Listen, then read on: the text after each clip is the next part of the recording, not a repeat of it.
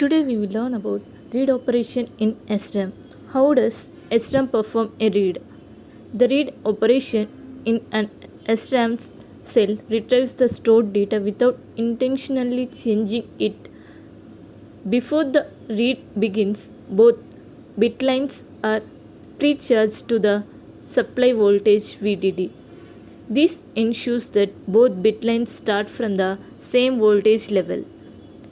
When the processor wants to read data from a particular memory cell, the row decoder activates the corresponding OD line. Activating the OD line turns on the two access transistors connecting the internal storage nodes Q and QB to the bit lines. If the stage A logic 1 bit line remains close to VDD while the other begins to discharge slightly through the pull down transistor inside the SRAM cell. If the cell stores a logic 0, the opposite bit line discharges. This creates a small voltage differences between BL and BLB. A highly sensitive circuit called sense amplifier detects these teeny voltage differences between, quickly amplifies it into a full logic 0 or 1. The detected value is then sent to the processor as the output, the read operation. Here we have read operation steps. What happens internally during a read? Internally, the SRAM cell behaves like a small latch connected temporarily to the bit lines. Assume the cell stores a logic 1, meaning Q equal to 1 and QB equal to 0. Before the read starts, both BL and BLB are already purchased to VDD. When the OD line becomes high, the access transistors connect to Q to BL and QB to BLB. Here, since QB is connected to a pull-down NMOS transistor inside the cell, the current flow from the pre-charged BLB toward ground, causing BLB to discharge slightly. Meanwhile, BL remain almost unchanged because Q is already logic high.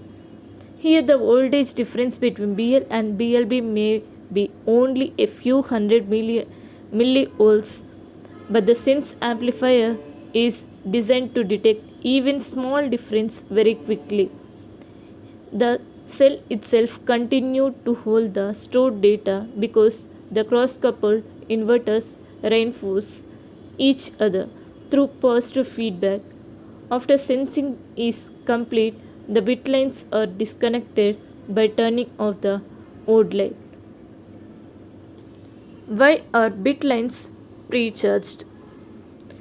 Bit lines are pre-charged before every read operation to ensure fast, accurate and reliable sensing of the stored data. During the pre-charge phase, both BL and BLB are charged to the same voltage. Usually, VDD using detected pre-charge transistors starting both bit lines at an identical voltage creates a balanced condition for the read operation. When the selected SRAM cell is connected to the bit lines, only one of them begins to discharge depending on the stored value, because the sense amplifier only needs to detect the small voltage difference between BL and BLB. Here the read operation becomes much faster than waiting for a full voltage swing from 0 voltage to VDD.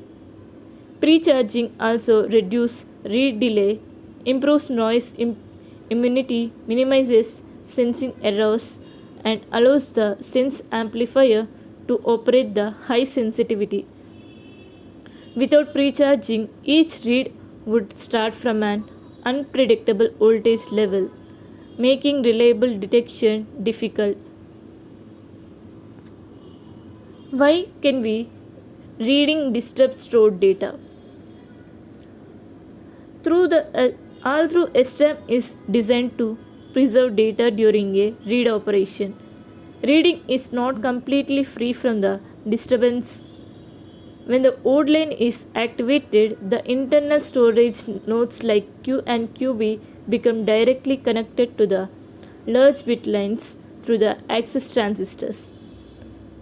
Because the bit lines have significant capacitance, charging sharing occurs between the storage nodes and the bit lines. For example, if QB stores logic 0, connecting it to precharged BLB causes its voltage to rise slightly.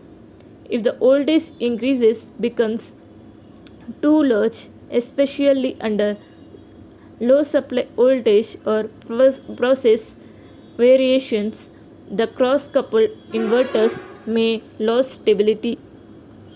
In extreme cases, the cell can accidentally flip its stored value from 0 to 1 or vice versa.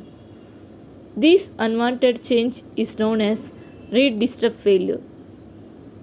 Memory designers prevent read disturbances by carefully sizing the pull-down and access transistors.